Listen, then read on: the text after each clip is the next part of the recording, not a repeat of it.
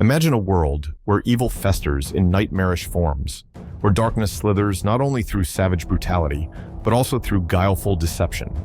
In Tolkien's epic Legendarium, two Dark Lords epitomize this duality. Morgoth, the fallen Vala, who sought to unmake the world, and Sauron, his former servant whose cunning influence spread corruption across Middle-earth. But who is truly more evil?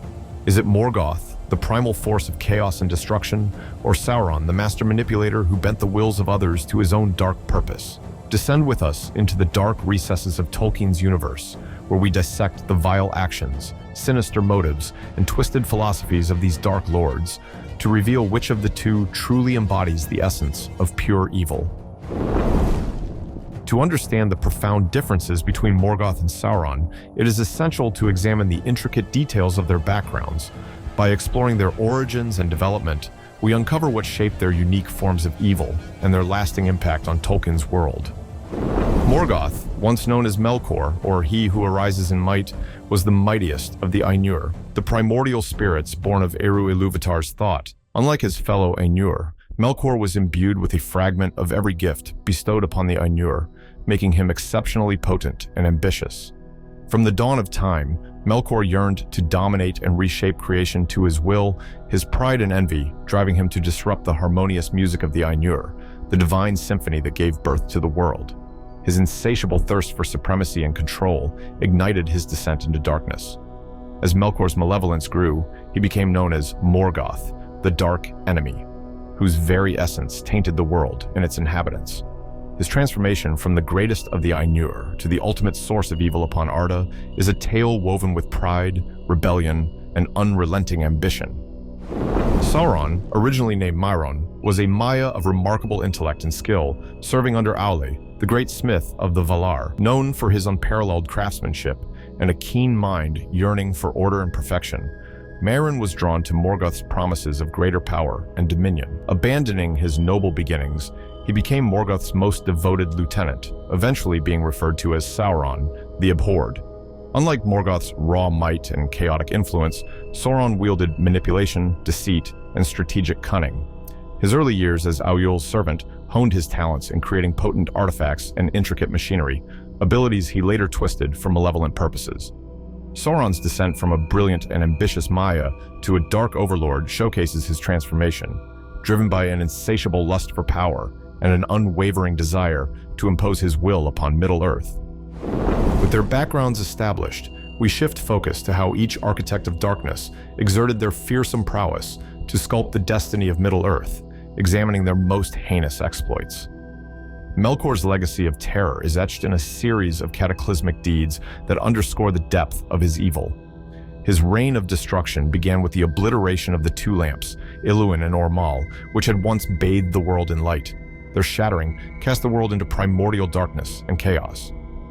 In the wake of this devastation, Melkor faced the Valar in the Battle of the Powers, a ferocious clash that saw him defeated and bound by the chain on Gainor. Yet, upon his release, his cruelty surged anew with devastating force.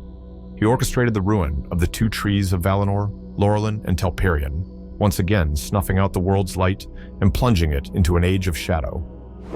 Melkor then committed an even more grievous act, the murder of Finwë, the High King of the Noldor, and the theft of the Silmarils, the three magnificent jewels crafted by Finné's son, Fëanor. This theft sparked a cascade of calamities.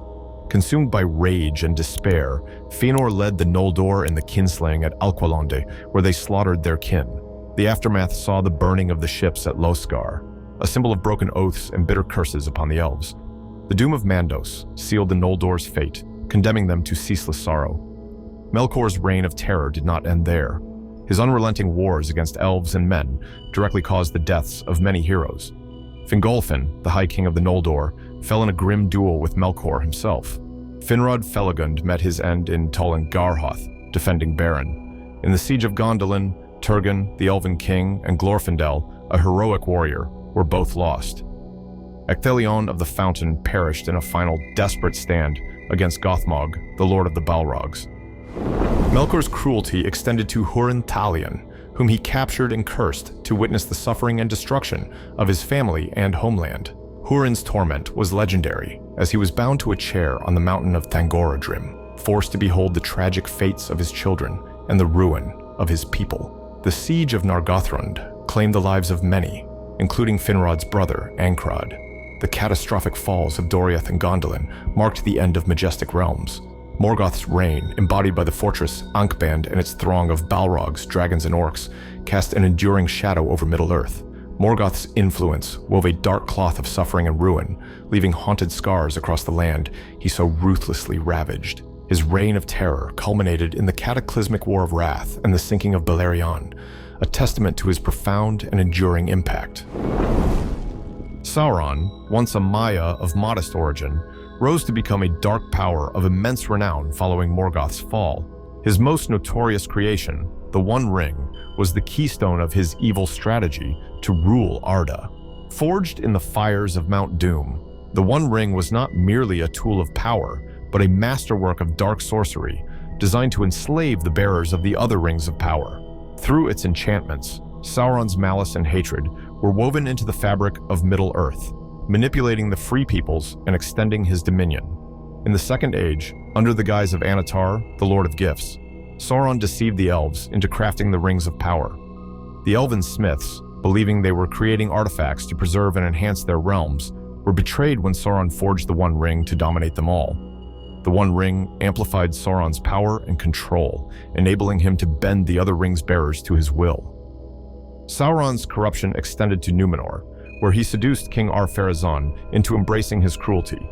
By preying on Ar-Pharazôn's fears of mortality and desires for eternal life, Sauron convinced him to worship Morgoth and construct the Temple of Morgoth in Armanelos. This grim monument became a center of vile rituals and human sacrifices, reflecting the kingdom's descent into darkness. Sauron's influence also emboldened Ar-Pharazôn to challenge the Valar directly, culminating in Numenor's catastrophic downfall and drowning in the Sea of Belegire. In the Third Age, Sauron's influence stretched over Middle-earth through his dark machinations.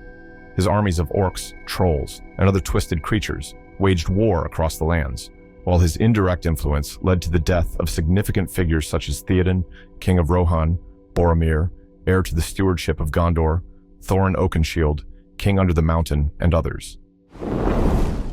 Sauron's influence over Saruman the White was a masterstroke of dark manipulation, turning the once wise wizard into a puppet for his evil schemes. Through a web of deceit and temptation, Sauron corrupted Saruman, who then betrayed his own kind. This manipulation led to the creation of the Uruk-hai, a monstrous cross of orcs and men, designed to be more resilient and deadly than their predecessors. Saruman's descent into darkness under Sauron's sway culminated in the scouring of the Shire and his own death, a direct reflection of Sauron's malicious influence and his reach beyond the shadowy land of Mordor. Sauron's machinations scarred Middle-earth, weaving shadows into its very fabric. As his dark reign waned, the reverberations of his malice were felt as keenly by those in the Third Age as those in the times of Morgoth. Having dissected the extent of their power and influence, we now turn to the driving forces behind Morgoth and Sauron's malevolent pursuits. Understanding their motives will reveal the twisted desires that spurred their actions and shaped their dark legacies, shedding light on what truly drove their relentless quests for domination. Morgoth's motives were driven by an insatiable lust for power and a relentless drive to corrupt every creation of the Valar. As the most powerful of the Ainur, his ambition was to dominate Arda and twist it to fit his arrogant vision. His profound envy and bitter resentment towards the other Valar and Eru-Ilúvatar fueled his desire to impose his will upon the world.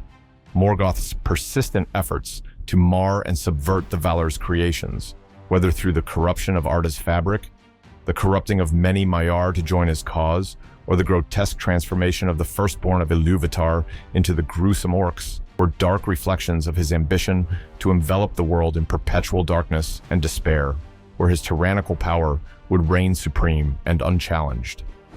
Sauron's motives centered on a relentless desire for order, control, and absolute domination. Sauron's yearning for perfection and ruthless efficiency led him to embrace Morgoth's dark vision.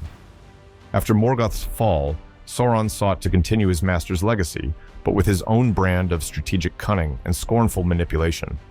His ambition was to impose his twisted order upon Middle-earth, where he would reign as the Lord of the Earth. This drive for control was epitomized by the creation of the One Ring, designed to subjugate the other rings of power and enslave the wills of all beings. Sauron's motives were not only about physical conquest, but also about psychological and spiritual enslavement, seeking to bend all of Middle-earth to his will and obliterate any resistance to his dark order. With their dark motives revealed, we turn our gaze to the broader, unsettling essence of evil itself. As we look through Tolkien's vision of evil, we see how Morgoth and Sauron's darkness reflects and distorts the very fabric of Arda's moral landscape. In Tolkien's universe, evil transcends mere absence of good. It is an active, corrupting force with a malicious intent to dominate, distort, and destroy. It embodies a relentless drive to impose one's will upon others, achieved through deceit, manipulation, and the exploitation of inherent vulnerabilities. Morgoth's evil was raw, primal, and chaotic, fueled by an insatiable hunger for power and dominion. His evil was unbridled, manifesting in his destructive reshaping of the world. His acts, from corrupting the elves to annihilating the two trees, were driven by a profound rage and ambition. Morgoth's evil sought not merely to mar creation, but to obliterate it, plunging Arda into an abyss of unending darkness. In contrast, Sauron's malevolence was characterized by cunning and strategic brilliance. As Morgoth's dark apprentice, Sauron mastered the art of subtle manipulation and psychological control. His greatest triumph, the One Ring, was a masterpiece of deceit, crafted to enslave the wills of others and extend his dominion.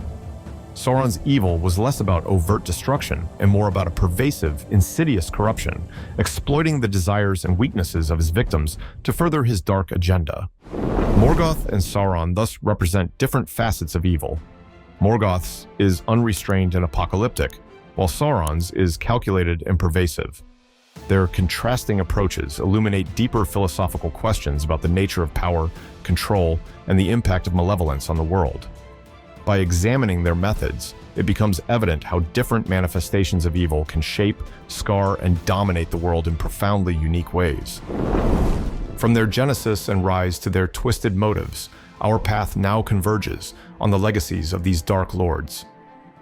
Here, the echoes of their evil resonate through the ages, marking Arda forever. Morgoth's legacy is a mournful canvas, painted with streaks of suffering and despair.